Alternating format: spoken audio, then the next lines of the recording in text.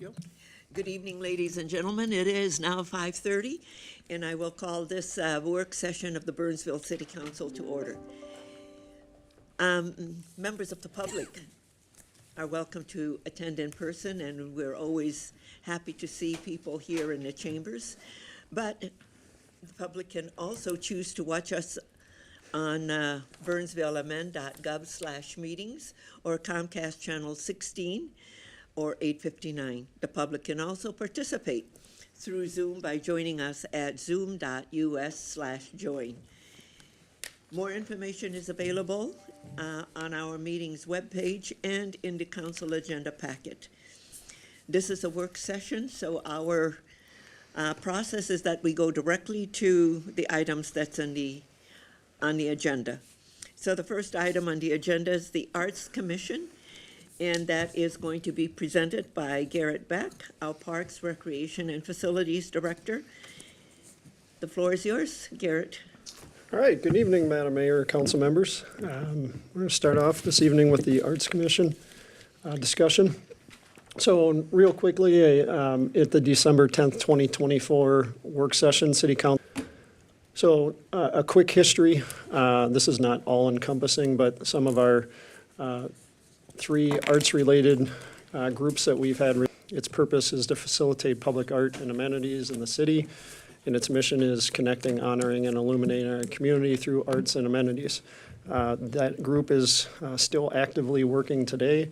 They've done a number of sculptures and other donations, pavers, benches, things like that in our community.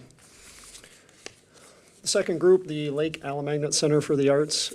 City Council passed a resolution in 1989 to establish this advisory board to advise city on managing and coordinating arts programs involving city funding. They promoted, facilitated, and determined the needs of our local culture and arts groups. That group is no longer active at this time. And then the third one we're highlighting was the Burnsville Performing Arts Center. And City Council established an advisory commission to work with the Burnsville Performing Arts Center management to help them follow plans to foster the growth, development, and appreciation of arts and culture in the city, extending marketing beyond the city limits while remaining financially self-sustaining. So that group was very active in the early years of the Burnsville Performing Arts Center, and they also are no longer active at this time. So since the original direction, staff took a look at a 50-mile radius around Burnsville and identified 10 cities that have functioning arts commissions as part of their organization. As you can imagine, the arts commissions and the things that they have as part of their scope of work are as diverse as the art community itself. And we have identified some themes of possible things that commissions could do in looking at those 10 as models. So in general, they participate in some one or more of these activities. So public art projects, activities, and events. They help foster grants for art and culture programming, and then they help to understand the community needs and provide best practices for consideration back to the city. So one possible path forward, if there is a desire to explore some type of arts commission in Burnsville, would be to budget and choose a task force for consultant. And essentially what that would do is that would allow us to do a robust engagement of our community to assess what our art and culture needs are in our community. And then that group could work with the results of those and folks that are interested in providing feedback to help clearly define what the purpose and scope of a commission could be. Again, that's one of the paths forward that may provide the most information on a next step in this. If there is, again, a desire to go down that path, council that group could then make a presentation to council for consideration. If there is a desire based on the results of that group, a staff person to be the liaison to that group, and then we would look to update our city code and policy to reflect that the city now would have an arts commission as part of its organization. So considerations this evening to help staff know the best path forward. What does council see as the purpose and scope of this organization? Is there anything you don't want to see happen? Again, we shared one path forward on how to engage the community and get a lot of feedback. Is there anything that, if there is a group looking at it, that you would want to say is kind of, what are the guardrails, what's outside the limits of what you would hope to see as a result?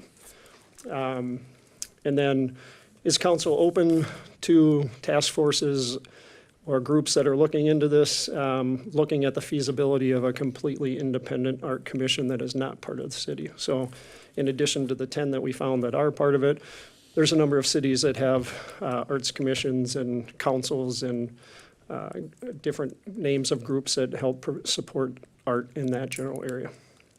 So with that, I will pause and listen to feedback. Any questions for Garrett?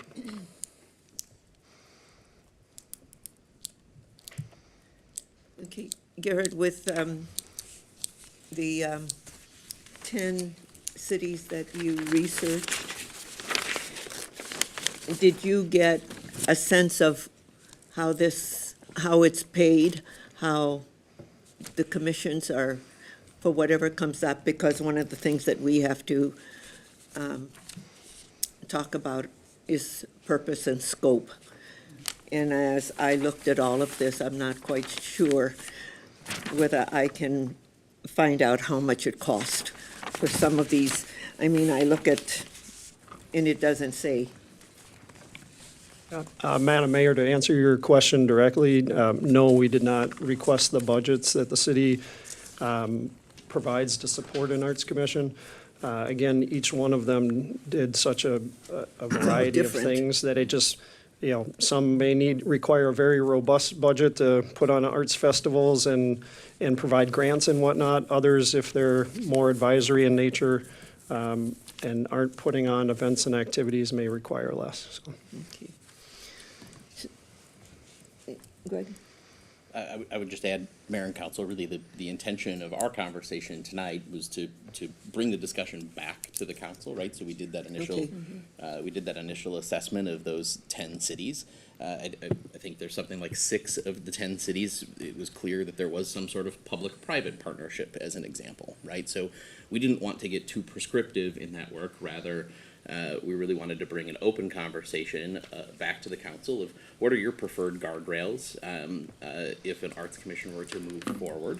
Is there anything that you do or don't want to see happen that we've discussed is to consider some sort of task force to help us to involve the community, the many stakeholders that there'll be that would be interested in helping to form an arts commission and let that be the kickoff to the process. Okay. Now, if there's a different process the council wishes, that would be the direction that we would look to take from you tonight.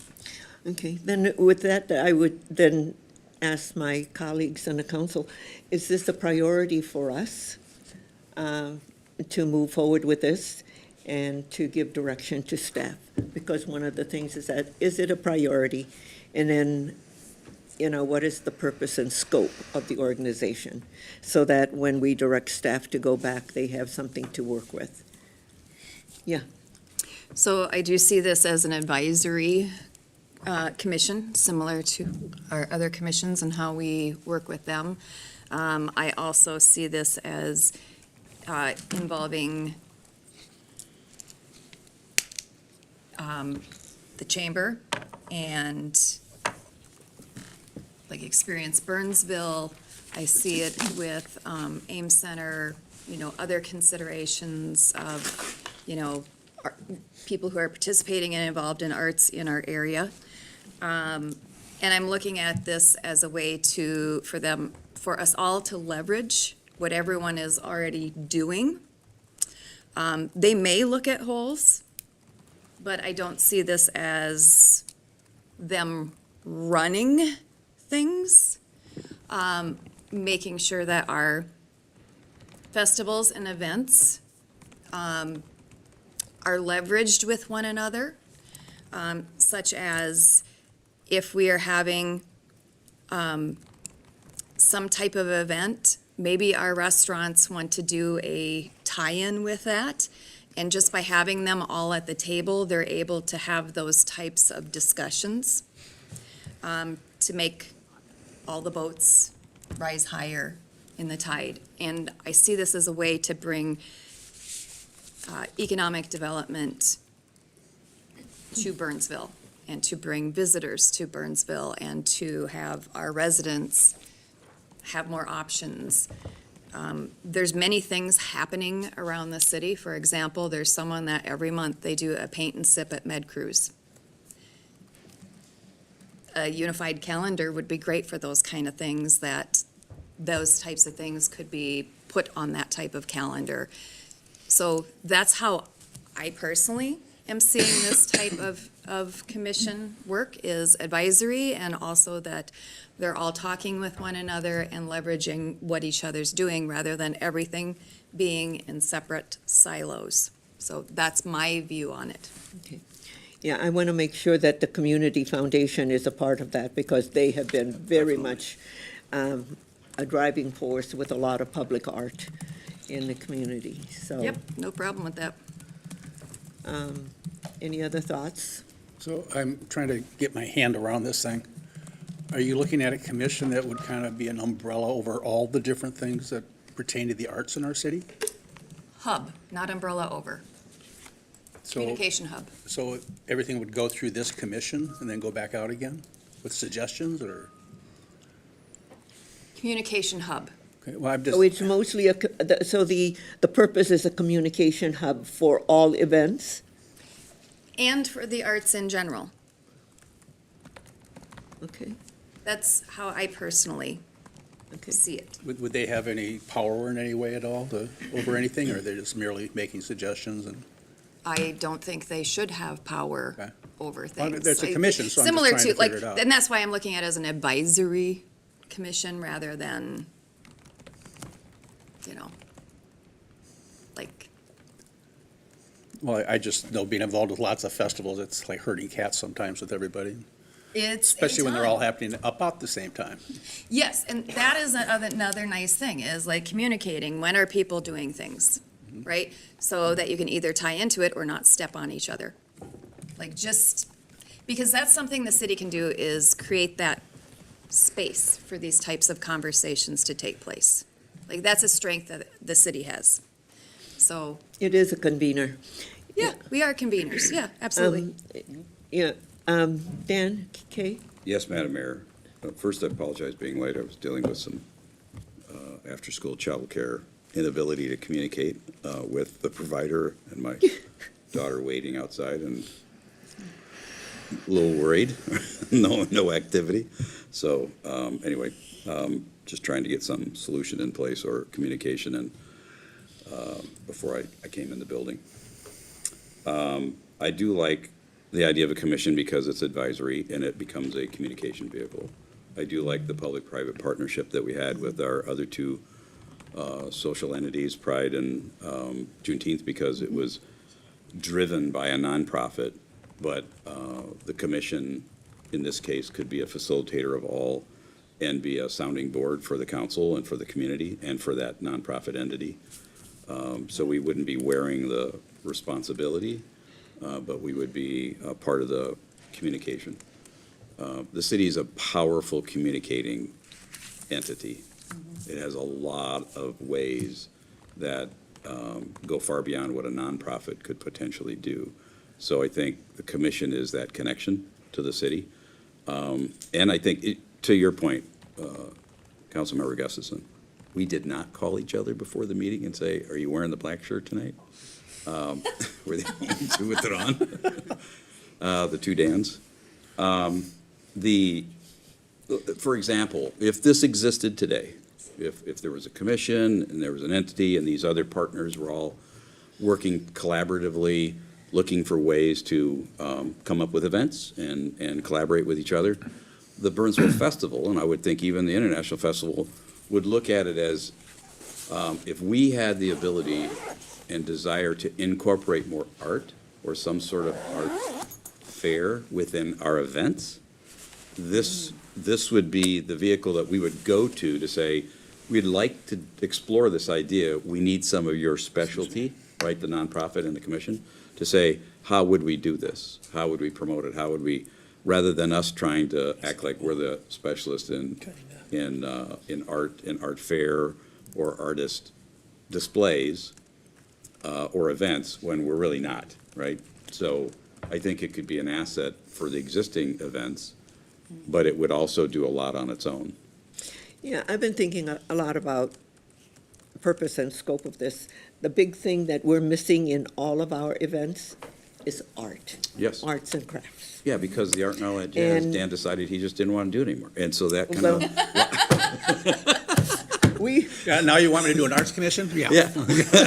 I think that may be Think about right, what you though. just said, Dan. I'm just saying that tongue in cheek. I miss the Art and All That Jazz. I attended for many, many years, as all of us did, and it was a wonderful event. And Yeah. so sad to see it go. It's a good, from something ending, something else can begin. And I think this is the beginning of that new channel. well, all we're doing is talking about how do we incorporate all of the different aspects Yes. And these outside of entities, the- these private entities. of the arts. Now, Because you do know at the CVB or Experience Burnsville, we have a calendar that everybody can add their events to, so. Yes. That there is kind of a central calendar already Yeah, that and I that is think when available. you have that advisory commission, that they would know that that's where all of that would go, but it also could be supplemented with the city's Could you website. envision like Buck Hill and the mall and other private events also being part of this? If they would want to participate, I certainly see this commission and this nonprofit entity. I mean, I know all the, I know all the Anybody work and people everybody do on who's festivals. interested, It's a right? lot of work and, I mean, it's. Yeah, well, when you. But when you have a commission that's kind of hubbing everybody, that's gonna, you're gonna have to have some really committed people that are gonna Yeah. Well, because when. really have to be a part of it Yeah. year-round practically. When Art and All That Jazz first started, you had the big tent with all of the artists and craftspeople in it. We did. That took almost a art with year heart. to pull all of those, yeah. And the thing is, we don't have the database for all of those artists. do. Well, yeah.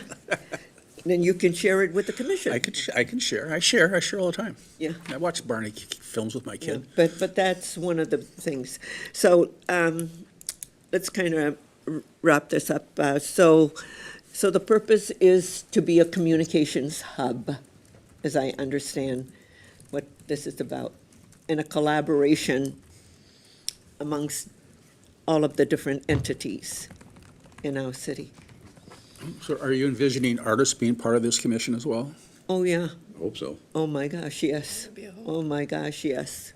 Well, I think there's the nonprofit entity that would rise up and want to partner with the city on this would have tremendous,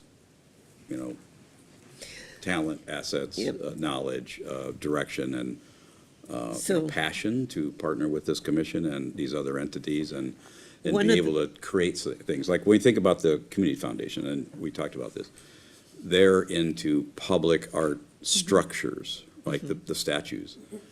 But that's pretty much the extent. But that's a piece of this big art puzzle. So they would have to be a partner. Absolutely. But the extent of what they would do would be different than what these other entities might be interested in doing. So the pieces of the puzzle come together, if you can get everybody to come together around a central commission and a private nonprofit. It allows us to go to them and go, how do we do this? We'd like to do this, and for example, the festival or the international festival, and bring art as an aspect of those events that doesn't exist today. Yeah, it's a big piece that we don't have Right. in a lot of our, There are some people that I've met in NLC, mayors and council members around the country that I've asked many times, and sometimes we're visiting, and I know you've done the same thing, Madam Mayor, with U.S. Conference of Mayors. When you visit the city, they usually talk about where their public art comes from, or art, and many of them fund it through some sort of tax where the dollars go in, and then this is what creates this art in this park and that kind of stuff. No, we Well- have, fortunately, we don't have to do that. We have partners in the private sector who are helping us do that. So in the beginning, when we looked at all of this in terms of trying to bring art, more art into, one of the things that I suggested was the percent for art.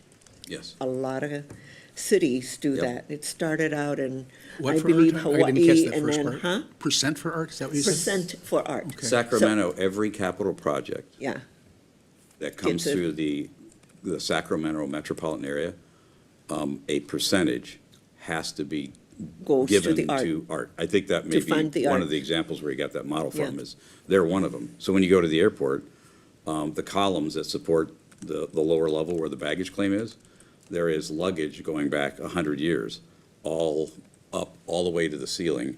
And it's an incredible display. How that got funded was that fund. Percent For for us, art. it's the legacy fund. In the state of Minnesota, you could probably say, well, that's kind of our legacy fund.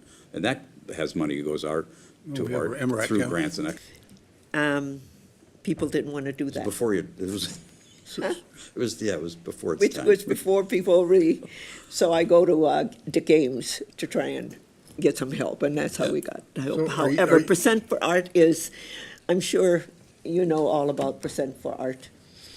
And I think it started in Hawaii, and then it got going all over the the mainland. So are we looking at like an administrative group that puts out information to all the different entities in the city? Or are we looking for people who are Well, giving, bringing us ideas? So this is why we have to, Well, because I'm trying to when get my we have hands on it, so a purpose so that I want to know staff the can- direction we're headed is what I want You to know, know. well, that's, I think, what we need to do is so that staff has an idea of what it is we're trying to accomplish.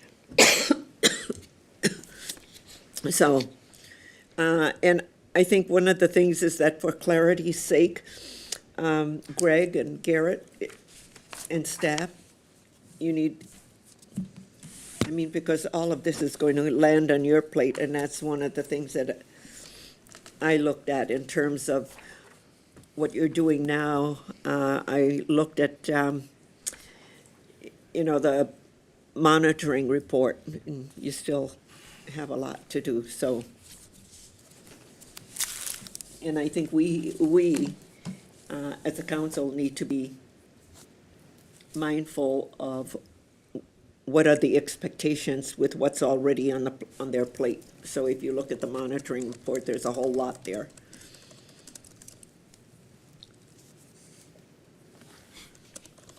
Do we have staff members that can manage that? Well, that's going to have to come back, because it's going to be that and then the budget. And in one of my first conversations with Garrett and Jeff and others, I asked the question just purely from a staff perspective, what do we see as the value? And the summary of that conversation is we see tremendous value in the potential of a commission, of an advisory group that not only could provide some of exactly what you're talking about, be a convener, help to communicate, help to advocate, and to advise the council. I think there's a lot of value there. I do think we need to be intentional, or I'd encourage the council to think about being intentional about how do we set those reasonable guardrails? How do we make sure we understand what your expectations are as we establish this commission and get it set up and functioning really well so it's successful? From a resource allocation perspective, it's exactly why we bring these priority a reality. I'm not concerned about that right now. Priority a reality. I'm not concerned about that right now. I think down the road there will be conversations. You all know this. There always is conversations about resources and budgets and time, and I think those are perfectly acceptable conversations once we get to a point where we have those guardrails in place and we understand the expectations of the council and we start to engage partners in the community, just like you've been talking about tonight. Yeah, and I would like, as staff research all of this, look at percent for art, so that everybody understands what that is. There's some of us who continue to look into what that means, and, if you're going to look at funding any of this and also funding a staff member, I think all of that is all part of the administration cost, and that comes out of the percent for art. And boy, with what this is telling us, this here, a percent for art, is in this. And Mayor, Council, I can certainly share some more information on percent for art with the Yeah. council, and make sure you have that information too. Is there anything else from, Kelly did a nice job with these things. so it's a priority, purpose and scope, is there anything else that you want? Or do you have enough information to go by? Because I think we need more to come back in terms of how it's going to be operationalized, if you will. You know, certainly we suggested one path, and Garrett, if you want to go to the next slide, I think you actually have this. We suggested a path that included us, nope, maybe not. I It's, was wrong. go, Sorry. yeah, There we go. here, this one. Staff had suggested a path that included establishing a task force to help define that purpose, scope, and guardrails. If the council feels like you've already done that tonight, and we've done enough, we certainly could skip that step. But we will need to bring back a discussion of purpose, scope, and guardrails for us then to be able to move into that second or third step where city staff goes back and actually implements and gets this thing going. And I would think that if the group can come up with, and when you come back with the task force's recommendation, we'll understand how many people are going to be in this commission. Yeah, Madam Mayor and council members, I think that was one of the reasons for the task force and down these paths. I think we're very good at working with partners and setting guardrails and making sure that you guys have good information in the end. And it's helpful to have this direction and clarity this evening. But it's, you know, there's a lot of things going on, and it's helpful to have other hands to help get some of the things accomplished, especially when there's some areas of expertise in a niche that maybe we don't spend a lot of time in, so. Yeah, because I saw that one of the pieces that were in there is a consultant, and how much that's going to cost us. Is it in the budget this, for 26, or what is that going to be like? So that is good information for us. We need to be very mindful of all of that. Yes, there will be those decisions that will need to be made. Perhaps if I reframe that question, do I think that it's realistic that we operationalize this and bring some of those conversations back to the council? Yes, I think that's perfectly realistic. Could you repeat that? My apologies. When we talked from a staff perspective about bringing this item back, my intention was that we didn't get into the nuance of what does this mean about resource allocation or budget. We wanted to understand the council's priority and purpose, and of course, there will be some of those conversations that come down the road, but I think that this is something, as we've laid out, that we can make some operational decisions and come back to the council with a plan or a path, depending on what steps the council wishes to take in a meaningful way. Okay. And our city events would come into this hub as well, right? A party on the plaza and everything? Well, I'd certainly heard some conversation of the council that was a potentially an interest. Yeah, I think it makes sense to incorporate that. Certainly part of the conversation as we establish this, if I'm hearing the council. Yeah. I think the sharing of, especially because so much of what we do is music, is sharing who we're doing for music, so we don't end up sometimes with the same band a couple weeks apart and that sort of thing would be very helpful. But also having, as I think about the discussion tonight and everything, having a database where you can go and find it, rather than having your volunteers making phone calls all over the place, trying to get. We're heavy on the arts from the music side. We need the other part of the arts to be I've got present. 200 artist database. So you're gonna volunteer for the liaison? to So, the commission? yeah, What's that? you're going to I'll be volunteer happy to to share. Liaison to the propagate commission. the database. I have no problem with that. Yeah. I want an art fair back in this town. We just couldn't keep it sustained, that art and all that Yeah. jazz. But I miss that art fair, and every time I go to a park, somebody says something about when you bringing that back. And Okay. so I think our community wants an art fair. I have a daughter who makes homemade earrings and attends many art festivals around the Twin Cities. And that's taught me a little bit about, like, how many there are, how big they can be. Yeah. Yes. The And Uptown how one is really broad big. of The a, like, it's Uptown. art of all Edina. kinds, right? Arts and crafts, arts, painting, arts, We everything. can get in the Midwest Guide, there's all kinds of things we can do to recruit. Okay, So a timeline. well, that's, I think, I just want to say that I don't, because we're all aware of the burden that, I think Garrett just referenced like 13 different, or whatever it was, studies going on. I think we all agree. we just this need is to a be reasonable 2026 about our thing, expectations. But, right, let's set realistic expectations so staff doesn't feel like, okay, in 60 days, we got to come back with a full plan.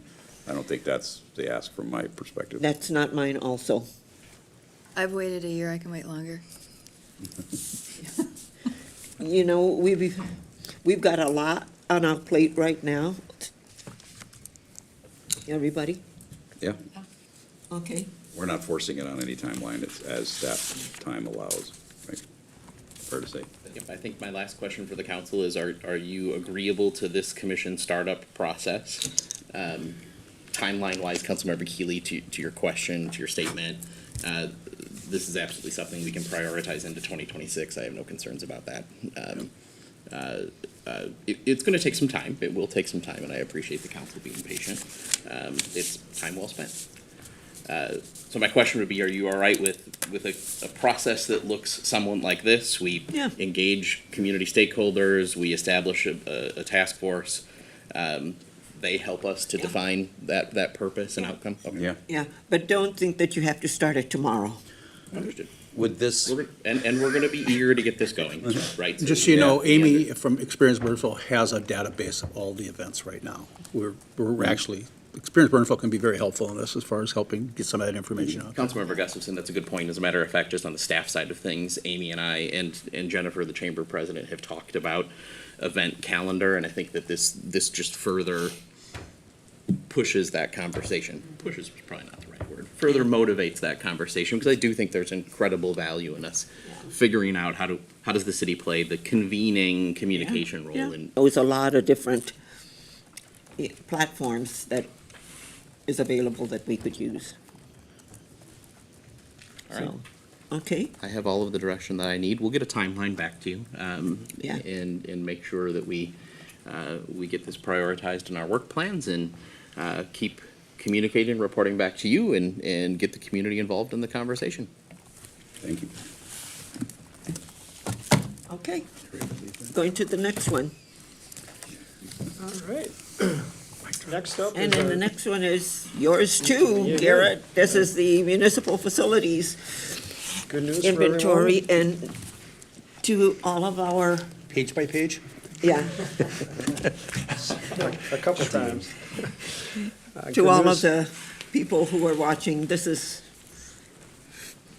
everything that, we're just privileged to be the stewards of all of your facilities. Okay, Garrett, our Parks and Recreation and Facilities Director, and Quinn, our consultant from CNH. Thank you for your partnership and being with us. Floor is yours.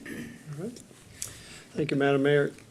So again, the 23 council authorized staff to work with CNH Architects to do a review of our municipal facilities and to evaluate the current conditions, identify future maintenance for the major components that go into inventory and assessment.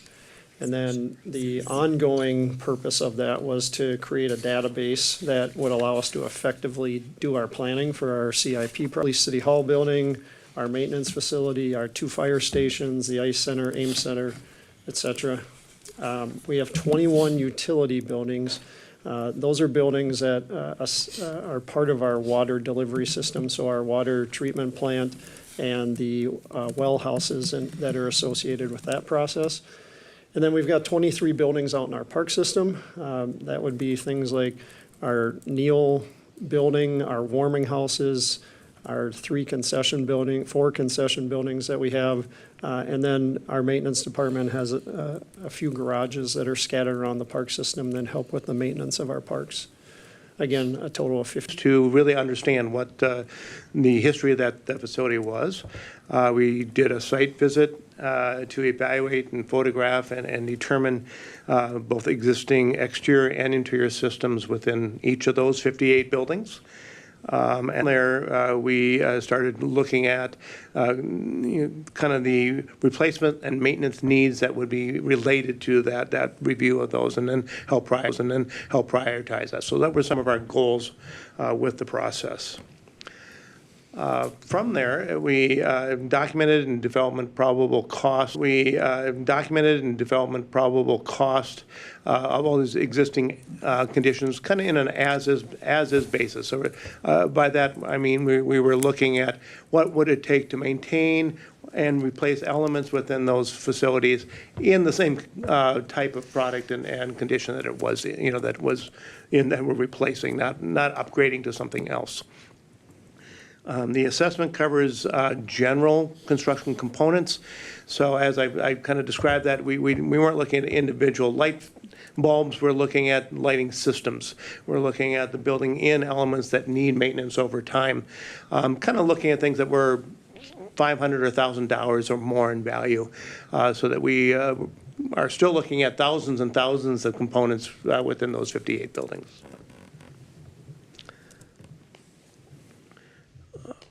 From that, some of the things that maybe talk about what's not evaluated in this study, in this assessment. First of all, in the mini utility buildings, process-related equipment is not included. So some of the pumps and wells and some of the things in the treatment system, that is covered by a separate study that the city has done and has that. So those are items that are not included in it. We also are on the maintenance and keeping the facilities operating as they, again, focusing on the maintenance and keeping the facilities operating as they currently are, and maintaining it in that sense. So with that process, we identified each asset within the system, and mostly based on a life expectancy, but we divided it into these 5 categories. I'm going to spend a little bit time particularly talking about condition 1 because it's a little bit more nuanced. It has some impacts of how we're looking at things. So as it reads, condition 1 is it's in poor condition, end of life, and requires immediate attention. So basically that means it's reached its life expectancy, but that does not mean, so to refine that a little bit, does not mean that it's failing. And it doesn't mean that it needs to be replaced right away. It may be functioning very well and may not be, maybe more, say, aesthetically challenged at this point, kind of worn looking, but again, still operating. But what it does mean is that by identifying something as a condition 1 element, that is something that maintenance staff should be looking at annually and evaluating, have we reached the life expectancy in the next CIP round? Or is there potentially years of life left in that element? The life expectancies are average based on industry standards. It's great when, and I think appropriate, when the city can extend the life of some of these assets to get the most value out of that asset for the city. So that's a little bit, about the nuance of condition 1. It doesn't mean that it needs to be replaced immediately. It needs to be watched regularly and determined, when the right time for replacement is. Moving on to condition 2, below average, end of life, the next 1 to 4 years. So that really kind of says we're getting close to that life expectancy.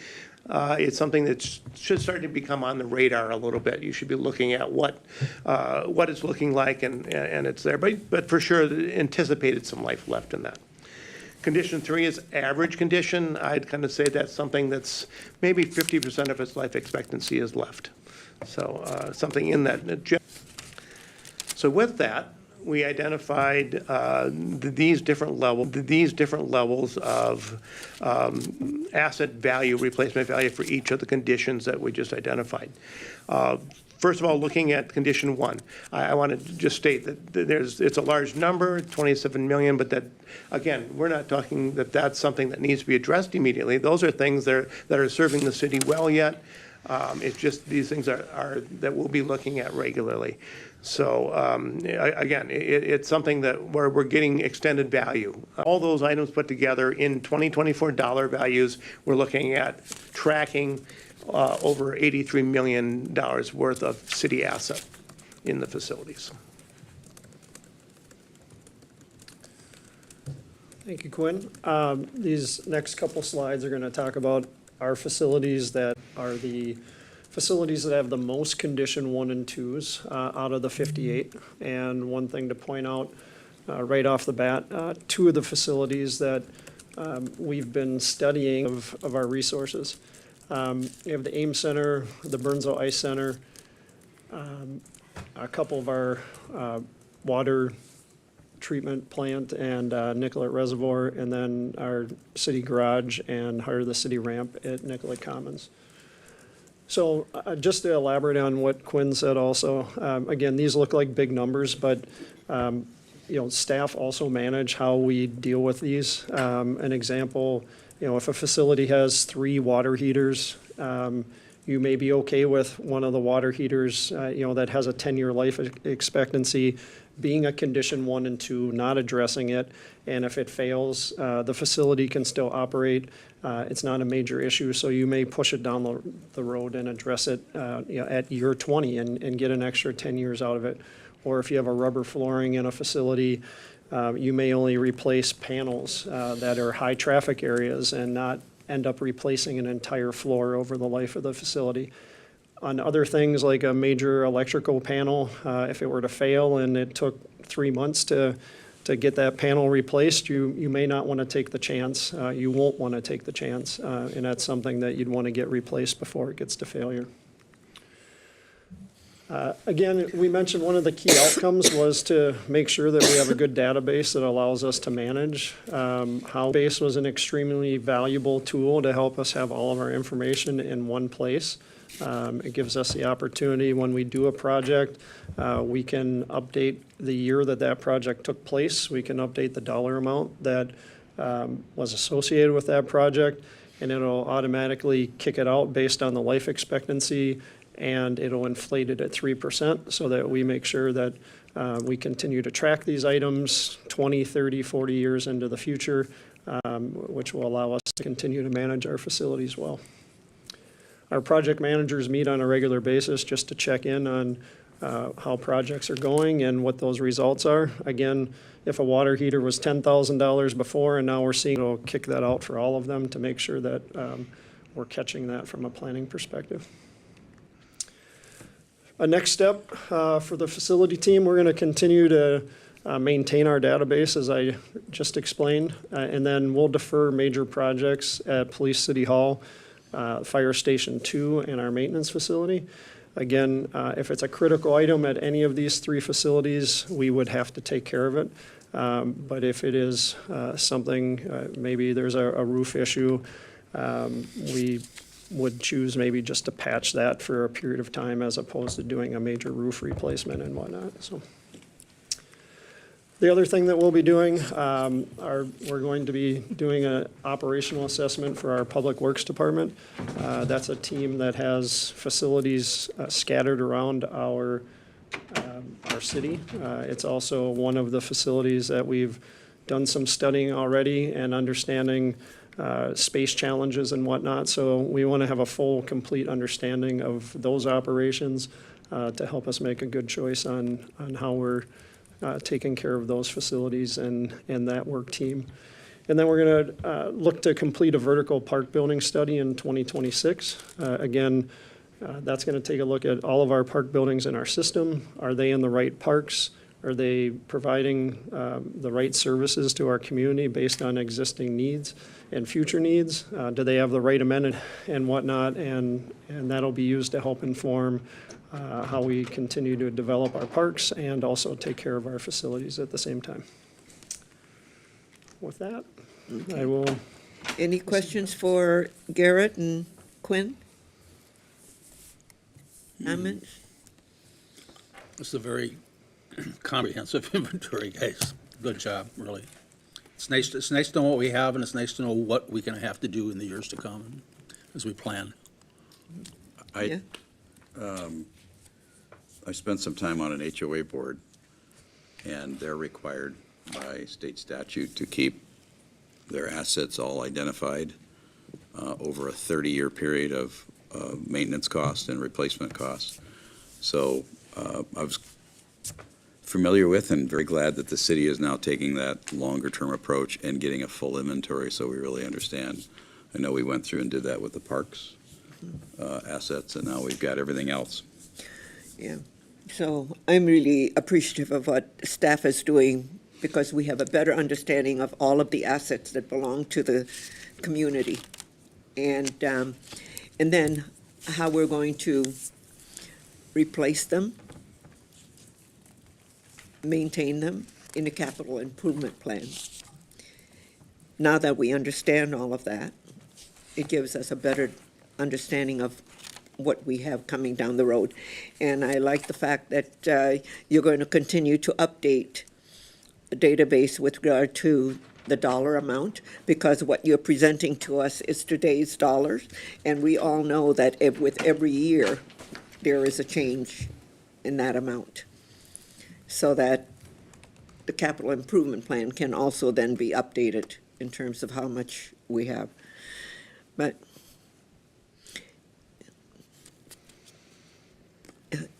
it's very good work, and I really appreciate all of the plans, because from the IT plan to the parks plan to everything, we really understand how much this is costing us to keep up with all of the stuff that belongs to the people. Thank you. Okay, anything else? Is there anything that staff needs from us?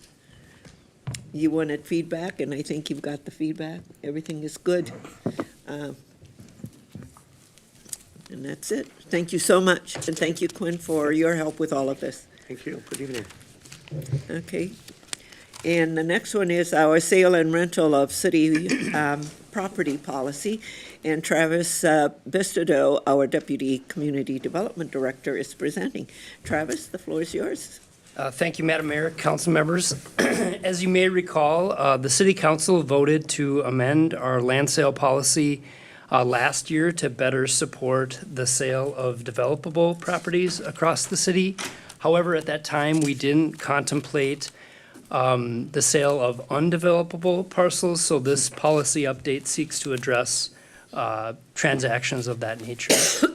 And just as a little bit of background and a reminder, the policy that we amended last year included an update that includes a three-step process for city-owned land sales, which includes a pre-sale due diligence exercise, a public solicitation of offers, and then an updated project. And that's where we realized the land sale policy doesn't really address situations like this,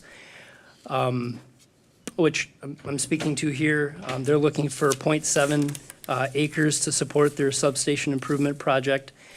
We've taken a look at it in partnership with Public Works.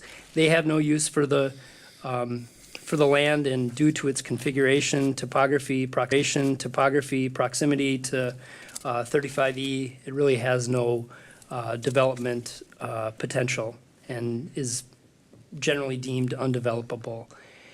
In addition, we have a capital study that will be coming forward to the council next year that came out of our economic development strategic framework, where we too will make recommendations on city-owned assets, specifically city-owned parcels, and we anticipate of those 400 plus or so parcels, several of those will be splinter parcels where we might want to recommend that we just sell those parcels, or at least offer them to the adjacent properties. So this change in policy is really dealing with both of those issues simultaneously. So the policy update itself will continue to facilitate the due diligence process for those transactions, but the big difference is there would be no open solicitation for these splinter parcels. And then if we have an interested neighbor, an interested party, the offer would be presented directly to the council for your approval. Like I said, the draft policy is attached in your packet this week. And otherwise, the next steps are, if we don't hear anything back from you all, is presented as drafted at the October 7th City Council meeting. Council, what do you think of the recommendations from staff on the proposed amendment? Okay. Any objections? Okay, proceed to October 7th. Great. Thank you. And then the next item is Community Builders Award, and Mrs. Henderson? Thank I think this is your item. Yes, it is. So 12 people have been nominated for the Community Builder Awards, and their names are listed in your packet. Staff has reviewed the nomination forms and did not find anything that would make any of the nominees ineligible for the awards, or ineligible for council consideration. Excuse me. The recognition for community service policy is also attached to the packet for your reference when reviewing the nomination forms. And staff will notify all the nominators of the results after council consensus has been reached, and we will contact the award recipients and invite them and their nominators to a reception and the city council meeting where they'll be awarded their awards on October 21st. Okay. And I can stand for any questions. Okay. Council, any thoughts about the nominees in what you have? I would just comment on one in a positive way, Okay. unless we want to keep it a secret that they're in front of us. You might want to keep it a secret. Yeah, I mean, it's public, but yeah, you it's, know what I'm saying, it's public if you pay attention and go to our website and pull the materials. right? It's, What makes all it- of this is already, One of them, there's a reference, one reference, there's several things listed for this person. I'm just adding that the one reference to being one of the helpers of the festival was dramatically understated. This person would have qualified for that on that alone, let alone the other things that the nominator listed about them. They have been unbelievable in their commitment, and I would have nominated them for just that. He was removed, correct? you withdrew? did you look at Well, past recipients? We got the 2019. email. We got the email, but the background still has it in there? That he's been removed. Oh, that's a different, Yeah, that's it was Mr. Brian Berthay. Berthay. Right. Berthay. Yeah. So you're saying Ribnick? Got it in 2019. I'm happy to give it to him again. Well, no, I think we have, so if Ribnick has already, can you I will verify that. verify that? And then Berthay is also removed? Vince? According to our emails, yes. Yeah. Okay. Wait, who nominated him? So, yeah, go ahead. There's only one that I actually have an issue with, and that's Michael McGowan. And I have an issue because I think he was nominated because he's a business owner in town. I don't see anything else in the background about community service or volunteerism or any of those, or even environmental type stuff on him. So I know our Chamber of Commerce has a way of recognizing good business owners by Business Person of the Year and that sort of thing, and I think that's a more appropriate place for him to get an award. This particular award, in my mind, has always been about volunteerism and making things in our community good for people, and people spending a lot of time and effort doing that over the years. Dan, you've had several people from the fire muster. They deserve that because they work their butts off, and I know they work their butts off. You know, everyone that I've seen get that award has done a lot of different things for our city. Mike McGowan is a business owner, but that's all I've seen him do. So that one I will object to. Yeah, I looked at that also, and I looked at the the policy. Yep. And I looked at the,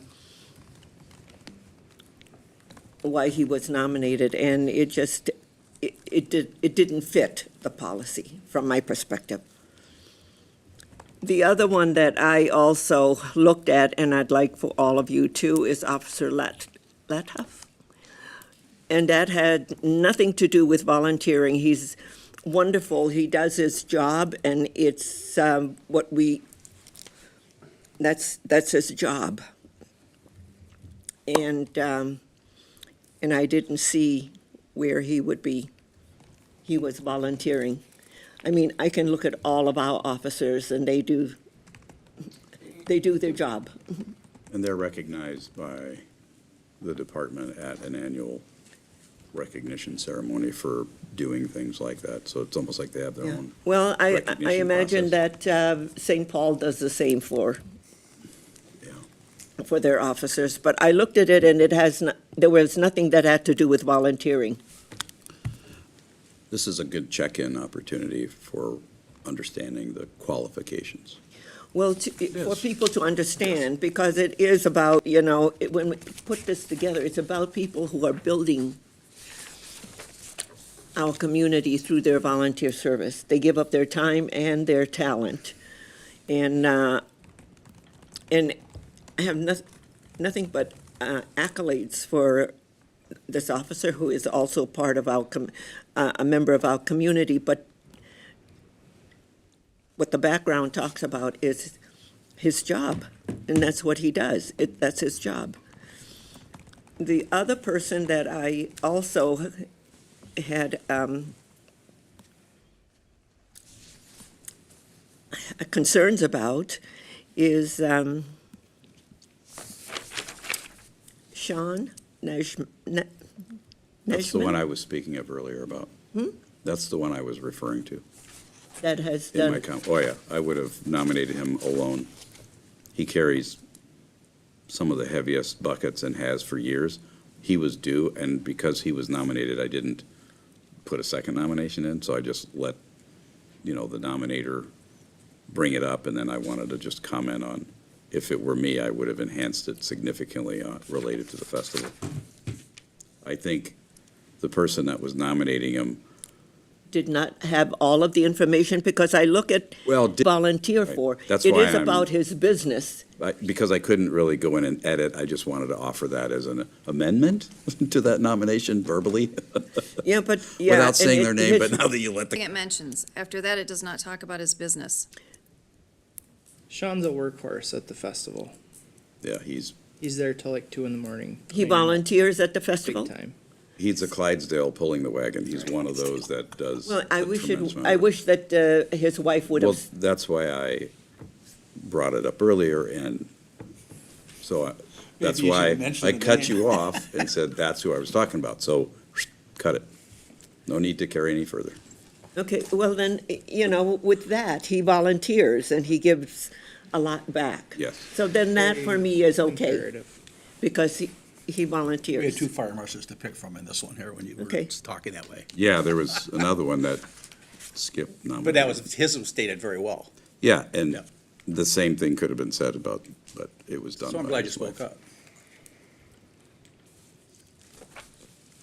Okay, So we're back to Allen and our officer. McGowan and the Yeah. officer. McGowan and the officer. Well, I was reading the policy that we all have, because it's in front of us every time we do this. The Right. purpose of this policy is to establish the process, yada, yada. So the qualifications. A community builder award may be presented to individuals, community groups, and business whose professional or volunteer efforts significantly enhance Burnsville's sense of community. To me, that encapsulates the spirit of why the award exists. And the word volunteer I think, has always been the key factor in that statement, and what we always, see these awards come in for. The challenge is, it says, whose professional Yes. or volunteer efforts significantly enhance Burnsville's sense of community. Yep. So it's not just volunteering. As is written. Yes. Well, Under the sub, the examples, it kind of goes into a little bit more detail, but that opening statement, they're either they're professional or they're volunteer efforts. Yeah, from my perspective, it's businesses that have made a contribution that builds community. Boy, then we could all nominate all of our businesses in town who have been a great deal to our community. I think we need to change that policy then. Huh? I think we need to remove that from the, The professional Yeah. part. because that officer, I think, by our own standard, would fit that mold. Haven't we Because I agree with what given was said, that if to they're the police officer before? doing their job, I don't, actually, first Here. We have. that's their job, but by our own definition, professional or volunteer efforts.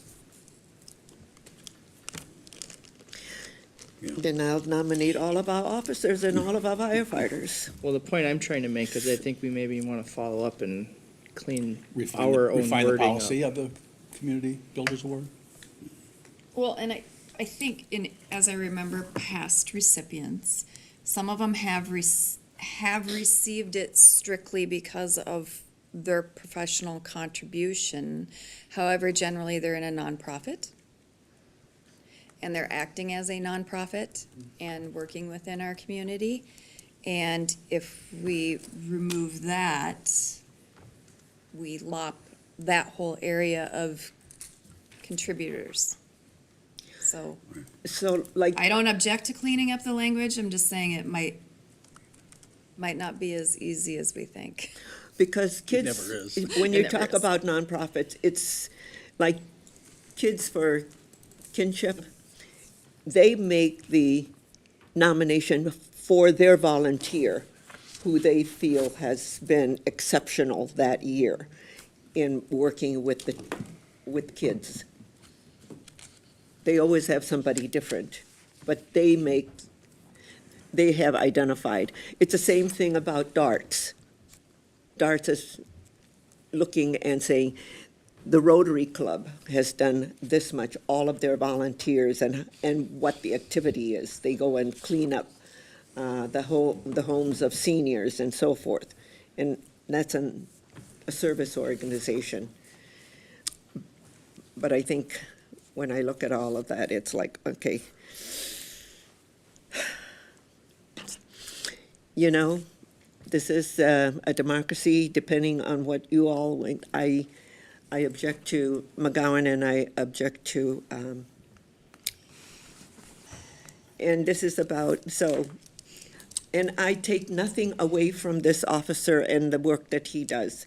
It's exceptional that officers do what they do. Did CPR and saved someone. And you've convinced me that Sean Nageman is a volunteer, so. I can't remember. Well, for the officer, I would defer to the chief to give us some guidance on. He doesn't work for us. Oh, it's not ours. No, he's not ours. Sorry. It's for self. He lives in I think it's a Burnsville, but she. he does not, It's a she and a, Oh, sorry. yeah, he lives in Wait, Yeah. Burnsville. But She isn't he a lives, St. right. Paul, She identified. she, yes, She. is in, I believe, South St. Paul. South St. Paul? I can't remember. I don't have it That's in what front it of said me. in- Okay, Yeah. yeah. I mean, I take nothing away from him, and his wife made the nomination, but I look at what our officers do here too, and Well, is it community policing in St. Paul that they're nominating someone that lives here before? Well, that's he lives not in, really germane to She- Burnsville she. then. yeah, She, sorry.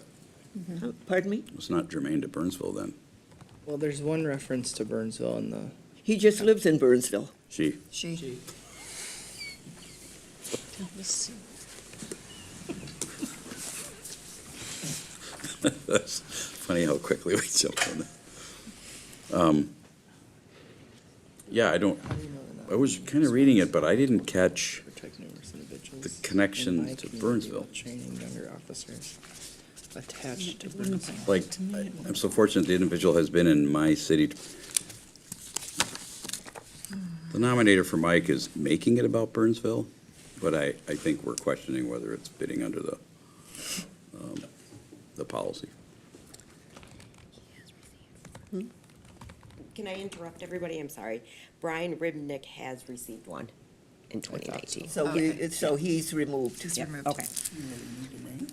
Well, I mentioned it, Oh, but that was a different Brian. Oh, that's a different. Brian Ribnick's from the chess team since forever, Brian. Oh, that's a different. Brian Ribnick's from the chess team since forever. And I remember So let when me he ask got the it. question. The other one. Um, What happened to the other one you removed? Who would you like to keep McGowan in or out? Out for me. Out for you, out for me too. Oh, Vince? how much was that? I'm indifferent. You're indifferent, okay. It's not a vote. Dan, Kay, and Kara? It's gonna end up being my decision. Wrestling with it. Wrestling with how it fits.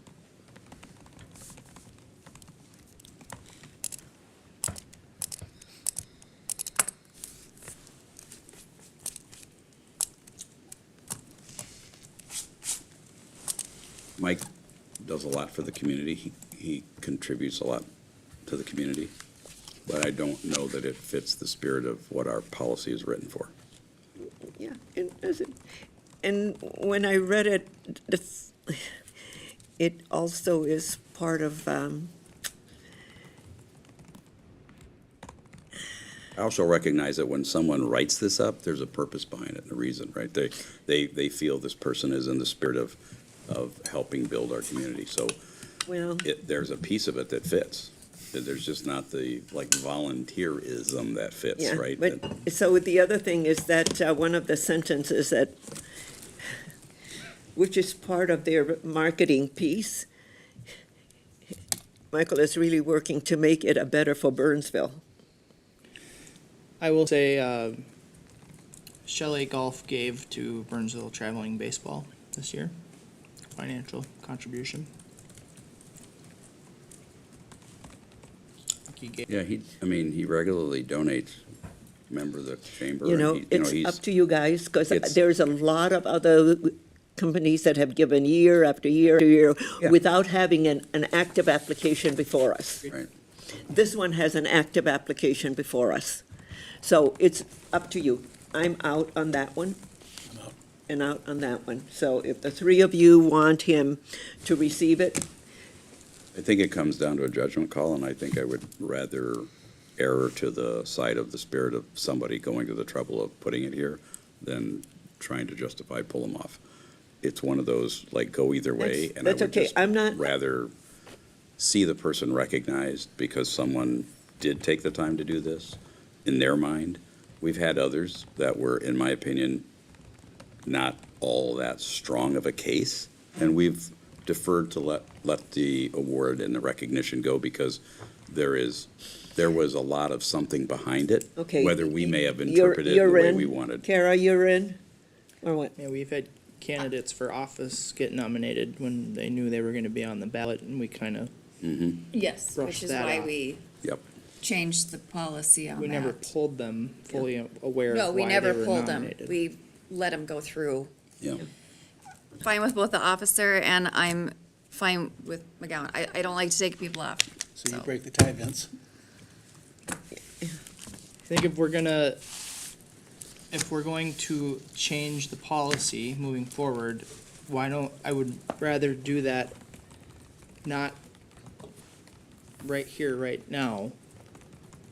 Let's After, get this through and then change our policy. Okay. Clean it up. like So- we the did, like we expense did of with a the other nominee. circumstance. right? Okay.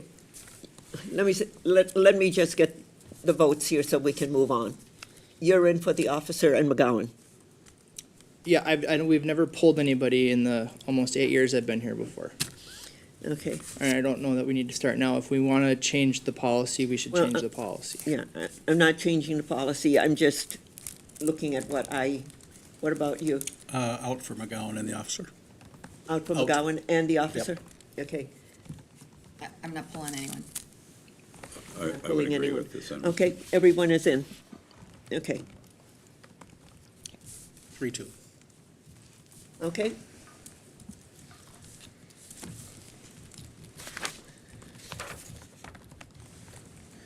That would make me sad if I pulled someone. Okay, now we're at roundtable. So, yeah, you know. Right. Vince, you have anything to report? Well, I will let Dan, I will defer to Dan to give an debrief on the festival, even though I'm the liaison, because I don't think I will do it justice. But it was a Okay. wonderful festival. Yeah. It was wet and wild. Dan G? No, I was unable to go to the Experience Burnsville meeting this month because I was sick, so. Okay. Kara? I have mine coming up Thursday, so that's my big one. I would like to compliment ahead of time the festival. I was not able to attend it. I was at a train wreck. Family.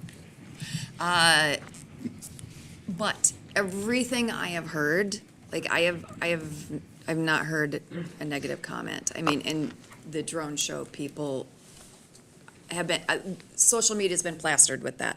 People talking about how utterly amazing that was. So my compliments on that festival. You guys did a great job. Dan? Well, it was wet and wild. We had 3 rain cycles come through on our biggest day, Saturday. I don't know that the festival's ever had that before. It just kept had hitting us, sleet but we before. kept standing back up. Our guests kept coming back in. First they'd scatter, and then they'd come back in, and then they'd scatter again, and then they came back in, and then they scattered a third time. Less scattered the third time because we were getting closer to the evening. And a lot of people just ducked under and waited it out. It was a 20-minute hard hit and run rainstorm. So, and then the sun came out for the rest of the night, which is what really packed people in. Typically, we have a lot of people who come on Saturday late because they want to see the fireworks. This year, they wanted to see the fireworks and the drone show. Yeah. The 1,000 drone show was the first in the Twin Cities of that size. We promoted it heavily because aerial illuminations came to us and offered to do this show for us at our festival. They are submitting it for a national award. I thought they did an outstanding job. I was a part of the creative process. I asked to have some slides in honoring our fallen heroes and something that was patriotic, that still honored police, fire, and EMS. And they did an absolutely magnificent job. Standing there that night on stage, recording it with my phone. So I have the night sky behind it. Their aerial, which we posted on our Facebook, the aerial footage has the ground and the lights on the ground behind it. So it kind of washes a little bit out. So I'm having my video editor take my 2 clips because at one point I got a phone call from the fireworks guy saying, I got one unspent, when do you want me to let it off? I'm like, after the show, bye. And then I got my recorder going again, and then we had a hot mic on the deck, and I needed to go pick it up and put it somewhere, so my camera went off and then back on. So we're gonna take all that out, and 90% of the show is still captured. It brought tears to people's eyes, mine included. When you see it, as big as it was, and it literally filled up the frame of the sky, it was something beyond what a computer screen, seeing a computer rendition of it, could ever possibly convey. When I went into the VIP area where we had a 1995 Burnsville High School class reunion, we had about 60 people in there, and a bunch of others that come around and help us, that watch the show from there. They said I couldn't hold back the tears when the flag and the eagle wings started flying, and then each of our fallen heroes badges showed up. It took their breath away, as it is mine right now. We were like tremendously honored and very fortunate that the drone company chose our festival to do this large of a show and put as much into it as what they did. And it was a little bit to get off the ground because the music started, and then I was on the phone with Nero, the owner, and he said, and he was calling out. He said, "Why is it not late for?" And then he was like, and then eventually it rose above. So it was about 15, 20 seconds behind the music, which didn't matter because the scenes and the music were still timed well enough. But amazing show. We're very happy. We did have some malfunction with our new security gates. The rain caused the walk-through gates to malfunction, so they had to wand everybody from that. Had the gates been covered with a tent, if they would have told us, we would have. We would have had a count, an actual count of every single person coming through the gate. And because of the rain, maybe some came through twice, because they went and left and then came back later. But I'll have some data from Placer.ai that anybody with one of these will be counted. And so, overall revenue was off because it was cold and wet. And so, PD probably had, no one even close to having more than 2 or 3 because it just really wasn't the weather to have a cold beer more than once or twice, hopefully. I want to really call out two very, very special people in our public safety. Officer Jeremiah Mahler and Chief B.J. Jungman were there every minute, setting up everything, overseeing, providing assistance to the security company, handling any issues that came up. We made a big deal on our website, in our marketing, and on our, and I was announcing on stage a couple times on Friday and a couple times on Saturday, that we had a change in policy and that we secured, because everyone's safety, to be able to come in and completely let down their guard and have a great time and not worry about anything was our primary goal. And I think we achieved that because we've heard nothing but positive. Like, everyone loved the fact that we had security gates. They applauded us doing that. We only had one hiccup because the weather finally got nice and there was a drone show happening. The flood of people coming in after the last rain, in, I would say, between 6:30 and 8, was overwhelming. Like, it was the whole city was trying to get in, and it overwhelmed the gates, especially since the walk-through gates were gone and everybody had to be wanded. So we ran into a real bad backup at the gates, and it took probably till 8:30, 8:45, maybe close to 9 o'clock before it all cleared out. It was frustrating because as the chief guest experience guy, I was frustrated. So we're going to do whatever it takes to fix that, and we won't have that problem next year. And we're making that commitment to everybody through our social media channels and on our website. We are going to make whatever necessary change, add more equipment, et cetera, put tents over the walk-through gates to make sure that if there is any rain, it's not going to, and we're going to be able to process people at the front gate faster. The crowd loved, Saturday night was really magical. Friday it was windy and cold, but Johnny Home delivered. There was a massive crowd in front of the stage. They loved every minute of it. So I think our numbers are going to be a little down because of the weather, but not as much as our revenue from beverages. But so be it. It is. I was announcing on stage. I've been negotiating with Mother Nature all day, and I'm just not winning any of the negotiations. Having a little fun with it because there's nothing else you can do. But in addition to BJ and Jeremiah, which, by the way, on Saturday night when we were cleaning up, Jeremiah Mahler was out of uniform and was muscling tables and chairs with BJ and others on gators to break down so we could get everything done we normally do on Saturday night. And I said, "What are you doing here?" He said, "You know what? I heard this thing about many hands make little work. I'm here to be many hands." And so he's an incredible officer and an incredible guy, human being. And same with BJ. I think BJ was up, super early in the morning, and he didn't go to bed till 1:30 in the morning. So, and then to all the volunteers, it takes over 150 people total to pull it off. and to our board and our volunteer event committee, which numbers about 35 to 40, that spends 11 months planning it. It's a big deal. We grow it every year. This year, we obviously lost some attendance from Lorraine, but because of the drone show, the hillside and the soccer fields behind Nicollet Junior High and Sky Oaks, there's an area outside of the drop zone for the safety zone for the fireworks, and to the west, the safety drop zone for the drones, because you can't have drones falling on people. So there's a whole area that's cordoned off for that monster show.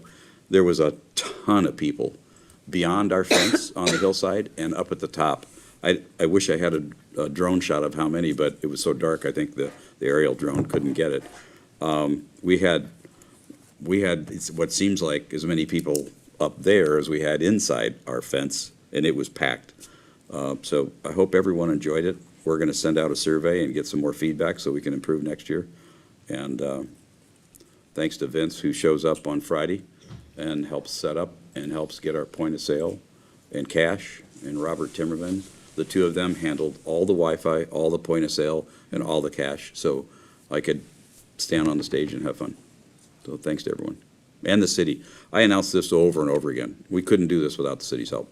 The city is, and I thank the people attending. It's your taxpayer dollars that help fund police, fire, public works, staff that is with us every step of the way and provides an enormous amount of support, along with financial support to help us pay for the fireworks and the live entertainment that's free to everybody who comes, that wants to listen to it and watch. And so kudos over and over again. And the one last thing I want to note, we had a new visual, a 23-foot wide by 13-foot tall high-def video screen that was as tall as the top edge of the stage, because it comes out of a trailer, so it was elevated. All I heard was, wow, that was incredible. And I spent a lot of time with creative and writing and run a show to get up on that screen, everything. And the reason that people were saying wow is because our Burnsville community TV crew, and I have a video of them in the trailer. I watched them as they were doing part of the Fleetwood Mask, sorry. I felt like I was in an NBC, ABC, CBS, or Fox studio control room. Jay and Tim were, I mean, Jay was just headset on. He's like, all right, camera 3. All right, move over here. Camera 2. Go to camera 2. It was amazing. They were absolutely incredible. As professional as anything I've ever seen. You know, sometimes at the Grammys, the award shows, they go backstage, you know, and they show you that room and you can watch, and then the person goes, hey, you know, you introduce them, and you see them with all those monitors, and they're just going like this, you know, point number 6, number 2, number 1, whatever, camera. That's exactly what I witnessed, and they did unbelievable work, and everyone noticed. They noticed that they felt like they were at a professionally produced concert, because what was on that screen when the band was on stage was exactly what a professional outfit doing, you know, Live Aid or any other thing would have looked like. That's how talented those folks are. And they're going to create a recording. We didn't live stream it because the bands wouldn't allow us, but they're creating a recording that we're going to send to the bands. And I'll get a copy, and I can't wait to see it because I missed a lot of it because I was the other side of the stage. But I heard just immense comments on how great the TV crew did. Great. Did that do it justice, Vince? Yeah, I was gonna say half of that, but you did a good job. Okay, are you done? Yeah, MVTA, STA, we're gearing up for legislative activities. As I've said in the past with STA, the Suburban Transit Association, sorry, I'm using acronyms, I shouldn't. Minnesota Valley Transit Authority is a member of the Suburban Transit Association, along with Southwest, Maple Grove, and Plymouth. And we're in a debate over the sales tax, the transportation sales tax allocation from the Met Council.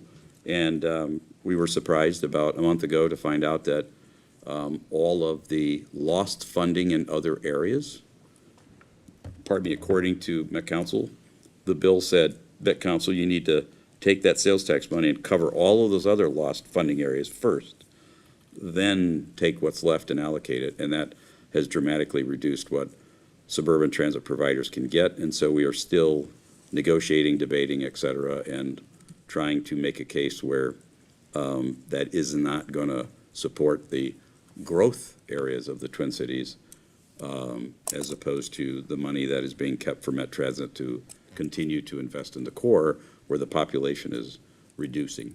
And the ridership on the bus, Met Transit reported a 7% decline in ridership this year, year to date. MBTA is up at least that much, if not twice that much. Southwest is up. So the population and the demand for services is not in the core, and too much money keeps getting pushed in the core with more BRT and other things, and we in the suburbs continue to get shortchanged. So that battle goes on. And I think we've had 2 meetings for Metro Cities Transportation General Government, and my partner on that committee and also the MBTA board, and he's the STA chair, Gary Hansen from Egan, has been fantastic, getting language and resolutions to help support suburban transit providers like Minnesota Valley Transit Authority. That's it. Okay. Metro Cities, we had our 2 meetings for the Metropolitan Agencies Policy Committee. There were no changes and nothing that is on the docket for the legislature, right? And so, and the Burnsville Community Foundation, we meet this Thursday. And that's my report. Anything else? With that, we stand adjourned by acclamation, and we will reconvene in 10 minutes for the budget meeting. Okay? So everybody can take a 10-minute break.